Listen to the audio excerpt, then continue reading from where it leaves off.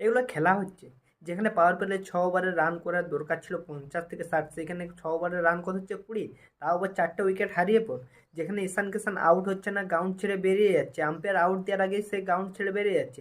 যেখানে কোনো রকমে 8 উইকেট হারিয়ে 20 ওভারে রান করে 143, সানরাইজ হায়দ্রাবাদের কাছ থেকে এটা কিন্তু আশা করা যায় না। যেখানে মুম্বাইকে দেখে তাদের দিকে কিছু শেখা উচিত, যেখানে মুম্বাই 7 নম্বর থেকে 3 নম্বরে চলে আসে ডাইরেক্ট লাগাতার ম্যাচ জেতার পরে। সেটা কিন্তু একটু তাদের দিকেও দেখতে হতো, তাদেরও পয়েন্ট টেবিল অনেক কম আছে। আর কি বলবো, মুম্বাইয়ের এত সুন্দর কামব্যাক করেছে, বলার কিছু নেই। রোহিত শর্মা 40 বলে 76 রান করেছে, এত সুন্দর। যে আইপিএলের সবচেয়ে বেশি ফলপ কেটে যাচ্ছিল মুম্বাইয়ের, রোহিত শর্মা যাকে হিটম্যান বলে সবাই চিনো, সে এত সুন্দরভাবে কামব্যাক করেছে। 40 বলে 76 করেছে সানরাইজ হায়দ্রাবাদের বিরুদ্ধে। যেখানে সূর্যা কুমার যাদব 19 বলে 40 রান করেছে, এত সুন্দরভাবে ম্যাচটা জিতে দিয়েছে 15 ওভার 4 বলে। সানরাইজ হায়দ্রাবাদকে মুম্বাইকে দেখে শেখাটা অবশ্যই দরকার।